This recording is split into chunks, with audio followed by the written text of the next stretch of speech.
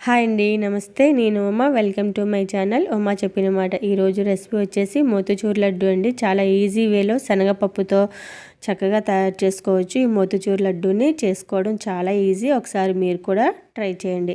ముందుగా ఒక కప్పు శనగపప్పుని తీసుకుని ఒక బౌల్లో వేసుకుని వాటర్ వేసి 2-3 సార్లు శుభ్రంగా కడిగి తీసుకోవాలి.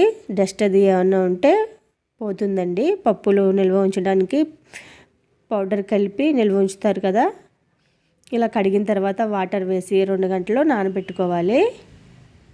ఇలా పప్పు నానిన తర్వాత నీళ్ళన్నీ తీసేసుకుని ఒక మిక్సీ జార్ తీసుకుని ఈ పప్పుని సగం 2 సగాలుగా మిక్సీ పట్టుకొని తీసుకోవాలి. మరి మెత్తటి పేస్ట్లా కాకుండా కొంచెం బరకగా రుబ్బుకొని తీసుకోవాలి.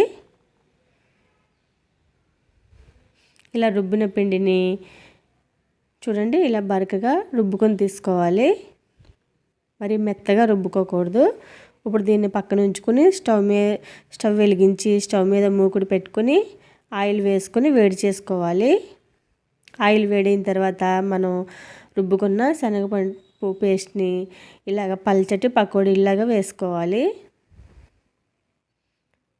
మరి దలసరిగా వేసేస్తే అవి లోపల సరిగా వేగవు. కాబట్టి కొంచెం పల్చగా ఇలా పకోడీలాగా, మీకు ఏ షేప్ అయినా పర్వాలేదండి, మనకి వేగడమే ముఖ్యం. కాబట్టి ఇలాగ పల్చగా చేసుకుని ఆయిల్లో ఎన్ని అయితే పడతాయో అన్ని వేసుకొని వీటిని వేపుకోవాలి. అటు ఇటు తిప్పుతూ, ఎక్కువ వేగనవసరం లేదండి, ఒక 80% వేగితే సరిపోతుంది. మరి ఎర్రగా వేపుకోకూడదు, నల్లగా వచ్చేస్తాయి మనకి. వేపుకోవడం వల్ల కలర్ మారిపోతుంది లడ్డు. ఇలాగ 80% వేగిన తర్వాత ఇవి ఆయిల్ నుంచి తీసేసుకుని ఒక గిన్నెలో వేసుకోవాలి. ఈ విధంగానే మిగతా పిండి అంతటిని కూడా ఇలాగా పకోడీలాగా వేసుకుని వేపుకొని తీసుకోవాలి. నాకు మొత్తం పిండికి ఇన్ని ఇవ్వండి, ఒక కప్పు పిండికి. ఇవన్నీ కూడా చల్లారి పెట్టుకోవాలి. ఇవి పూర్తిగా చల్లారిన తర్వాత మళ్ళీ మిక్సీ జార్ తీసుకొని అందులో ఇవన్నీ కూడా వేసుకుని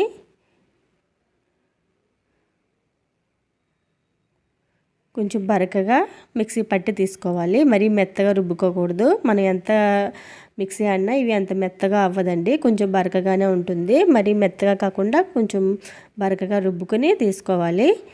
ఇప్పుడు స్టవ్ మీద వేరొక గిన్నె పెట్టుకుని ఏ కప్పుతో అయితే శనగపప్పుని తీసుకున్నామో అదే కప్పుతో కప్పు పంచదార వేసుకోవాలి. ఒక కప్పు వాటర్ వేసుకోవాలి. వాటర్ కొంచెం తగ్గించి వేసుకోవాలండి, 30 కప్పు వేసుకుంటే సరిపోతుంది.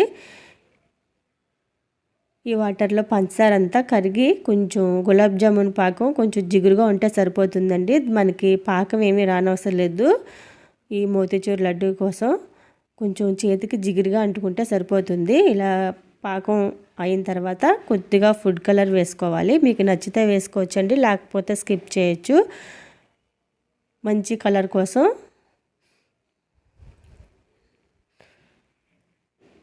2 డ్రాప్స్ ఫుడ్ కలర్ వేసుకొని పాకంలో కలుపుకున్న తర్వాత స్టవ్ని మీడియం ఫ్లేమ్లో పెట్టుకుని మనం తయారు చేసుకున్న శనగపప్పు పౌడర్ని ఇందులో వేసుకోవాలి. ఇందులో వేసుకుని స్టవ్ని చిన్నమంట మీద పెట్టి బాగా ఉడికించాలి. ఇది కొంచెం దగ్గర పడి ప్యాన్ నుంచి సపరేట్ అయ్యే వరకు దీన్ని ఉడికించుకోవాలి. ఇందులో కొద్దిగా యాలకుల పొడి కూడా వేసుకోండి. యాలకుల పొడి నేను కొంచెం పంచదార, యాలకులు వేసి పౌడర్ చేసుకున్నాను, అది వేసుకున్నాను.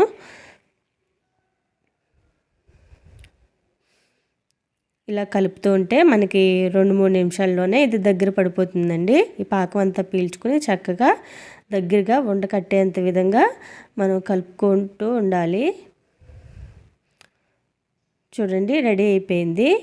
నాకు ఒక 2-3 నిమిషాలకే ఇలాగ దగ్గర పడిపోయింది. ఇప్పుడు స్టవ్ ఆఫ్ చేసుకుని మీకు నచ్చిన నట్స్ని వేసుకోవచ్చు. జీడిపప్పు, బాదం ఏదైనా వేసుకోవచ్చండి.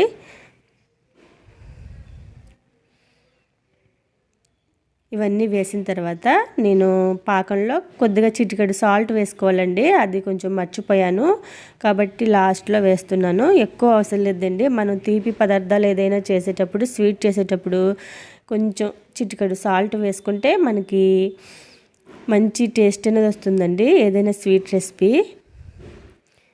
మీరు పాకం పట్టేటప్పుడు పాకంలోనే వేసుకోండి కొద్దిగా చిటికెడు సాల్టు.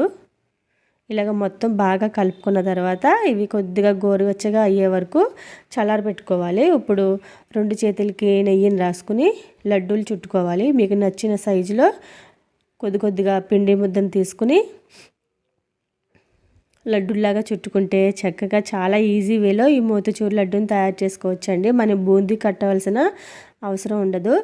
చాలా ఈజీ వేలో తయారు చేసుకోవచ్చు. అందరికీ చిన్న రిక్వెస్ట్ అండి, మన ఛానల్లో చాలా రకాల కుకింగ్ రెసిపీస్ ఉన్నాయి, అవన్నీ కూడా చూడండి. ఛానల్ని సబ్స్క్రైబ్ చేసుకోండి, ఒక లైక్ చేయండి, పక్కనే ఉన్న బెల్ సింబల్ని యాక్టివేట్ చేసుకోండి. ఈ మోతిచూర్ లడ్డు అచ్చు స్వీట్ షాప్లో కొన్నట్టే ఉంటుందండి. చాలా ఈజీగా తయారు చేసుకోవచ్చు. ఈ పండగకి ఈ విధంగా ట్రై చేసి చూడండి, చాలా టేస్టీగా ఉంటాయి. చూడండి, విరిచి చూపిస్తున్నాను. చాలా పర్ఫెక్ట్గా కుదిరింది. రైస్